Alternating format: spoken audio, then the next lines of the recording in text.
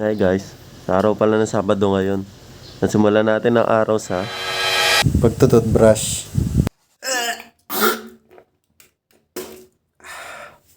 Kamusta? Ako nga pala si Bricks at samahan niyo ako sa aking karanasan. Alas 10 ng umaga, nagpatulong ako sa kapatid ko magpaayos ng motor. Fast forward, nakarating na nga kami sa motor shop. At ayan nga pala yung mga piyesang papalitan. Agad na nga rin inayos ni kuya yung motor ko. Time slap. Bye na bye. Kasama ko nga pala dito yung kapatid ko. Tingnan nyo naman, dami sinasabi. Kala mo dinig siya. Kanong. Okay na. Okay na si Tanga. After that, umuwi na nga rin kami kaagad. Tingnan nyo naman, wala pa yung helmet. Kamuti ka, boy! Kinagabihan nga ay inaya kami ng tropa ko na pumunta sa kanila para mag-celebrate ng birthday niya. Fast forward nga, mas nauna pa kami sa nag-aya. Maya-maya lang din ay dumating na yung tropa namin. Birthday boy pare. Birthday boy!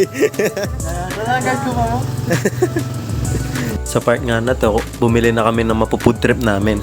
Yaman yan, boy! Tolo. Sig ba pre? Birthday boy. Yun.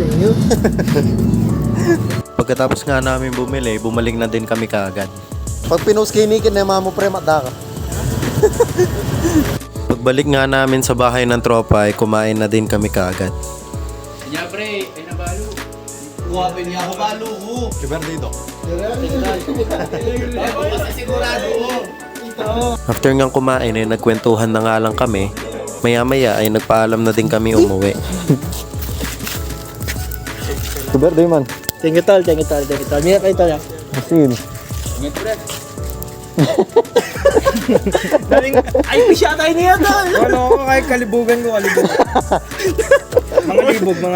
Di ba sa IB sa ating tray mo kalibugan? Nang kalibugan ka. Salamat sa pagsama sa kwento. Bye-bye! Bakit ko nga ba naisipan mag-vlog? Sa totoo lang, matagal ko itong gustong gawin. Yung nga lang, sa kakintay ko ng tamang oras, hindi ko namamalayan na pag-iwanan na pala ako. Kung maghihintay ka sa tamang oras, sa tamang panahon, o sa tamang oportunidad, sigurado never darating yung sa'yo. So kung may isa kang bagay na gustong gawin, umpisahan mo na. Sabi nga sa quotes nila Official Outdoor, may isang bagay kang gustong gawin, gawin mo na agad, gawin mo na ngayon. Kasi baka kahihintay mo ng panahon, nauubusan ka na pala ng pagkakataon.